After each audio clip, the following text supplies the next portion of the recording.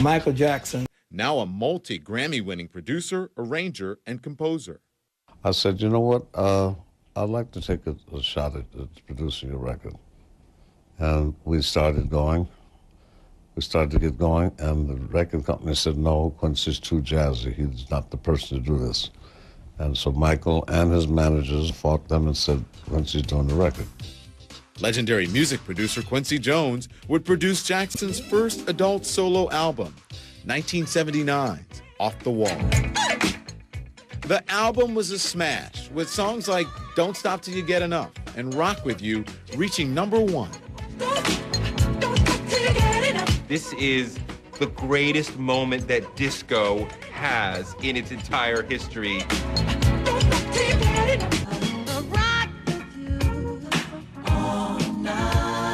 They are songs that still hold up today. They don't sound dated. I guess what none of us could have anticipated was the album that they would then produce after Off the Wall. That album was 1982's Thriller, and it would catch fire when Jackson unveiled an out-of-this-world dance move on a television special for Motown's 25th anniversary. What a moment that was in pop culture history when he moonwalked across the stage there. So he's doing the moonwalk, which when he first did it nationally, it was like, wait, is gravity being like messed with here? Special effects, like what are we doing? And I mean, you know, within 6 months, every 10-year-old in Dallas could do it. The transformation was complete. Michael Jackson was about to go from child pop star to the biggest star on the planet. When we continue, chimps, oxygen chambers, the Elephant Man's bones, Michael Jackson's bizarre behavior.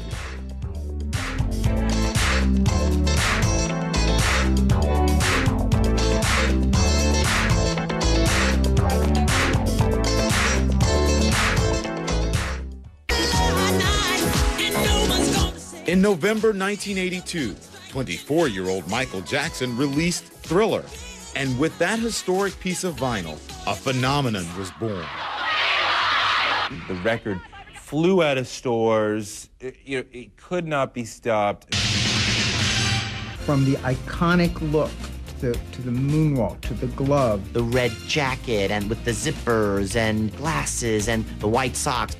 R&B superstar Usher. You know, if it wasn't music, it was obviously dance that influenced us. Saying beat it to the competition, for 37 weeks, the album sat at #1 and is, to this day, the top-selling album in the world.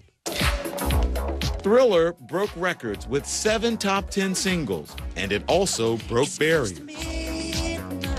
Being the first Black artist to ever have a video played on MTV was pivotal for all of us. There would be no other form, honestly. There would be no BET. There wouldn't even be the MTV that is now without Michael Jackson's influence. And of course, it paid off for all of us because, I mean, the idea of MTV without Michael Jackson's videos from Thriller is almost inconceivable. Fan clubs, trading cards, Michael Jackson dolls. The craze reached a fever pitch in 1984 when a Pepsi commercial gone awry sparked even more frenzy. He's on the set and he's descending a staircase. There's a flash behind him and his hair catches on fire. But the most incredible part of that whole thing was that on his being wheeled to the hospital, you know, he's waving to his fans with the glittery glove, you know, to the end a showman. 1 month later, Jackson took home 8 Grammys. He also raised eyebrows with his red carpet companions, Brooke Shields and Emmanuel Lewis. I don't think anybody, even like the Iowa housewives, were saying, well, you know they're not sleeping together. And Emmanuel Lewis was right there as the underline, like, this is not sexual at all. In July 1984, the Jackson 5 reunited in a flurry of publicity, but their victory tour reviews were mixed. We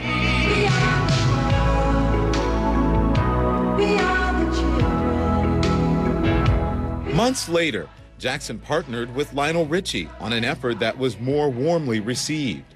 Concerned about hunger in Africa, Richie and Jackson wrote the song We Are the World and assembled a supergroup of 24 artists to perform it. Now, one great thing that happened that we both had to realize, I can't read or write music, and Michael cannot read or write music. So, how do you write a song called We Are the World? So we started listening to tracks like dun dun dun dun dun dun dun dun. And we started, this is where we started. It was a triumph for Jackson as a musician and as a humanitarian. Despite the success of We Are the World in the mid-'80s, seemingly soft-spoken Michael was retreating into a world all his own. Michael had begun to exhibit a certain, I think, aloofness and a tendency to kind of withdraw from the world. You know, hysterical adulation does play tricks with your mind.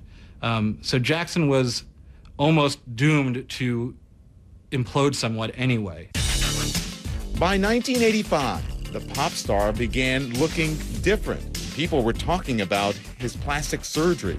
Every few months, you would see him and you go, whoa, hey, you're looking weird, dude. But I think it was about 85, 86. I was like, wow, he's not going to be able to get any weirder than this. And then 2 years later, I was like, I was wrong. Family members came to Jackson's defense.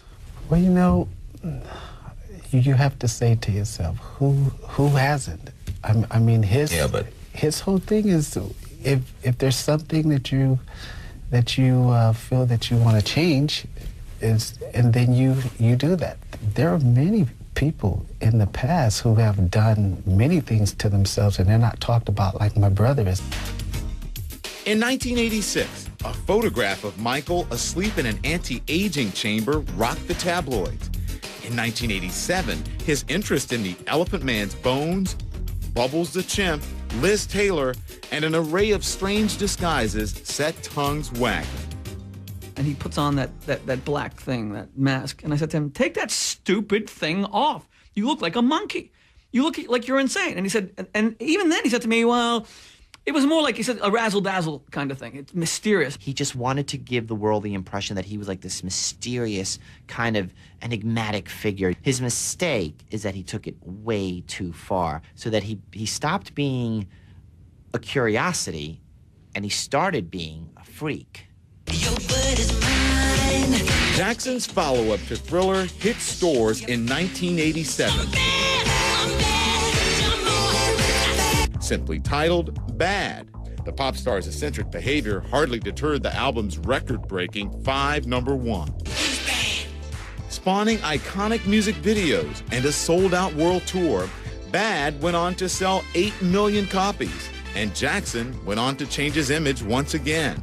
Taking a cue from Bad's title, he became a crotch-grabbing tough guy, a far cry from his gentle offstage persona. And yet the money kept rolling in. In March 1988, Jackson finalized a purchase of a 2,600-acre ranch. The cost, $19 million. He filled the property with an amusement park, a private zoo, and dubbed the oasis Neverland. There's a reason it's called Neverland Valley, you know? His fixation on the I won't grow up, I'm a lost boy, I'm Peter Pan. And with Neverland came the children. Michael began to sort of surround himself with young boys. And much too, I remember the chagrin of people who were working for him. 3 years later, in the fall of 1991, Dangerous was released. Long awaited, the buzz was big. As a result, its lead single, Black or White, shot to number 1.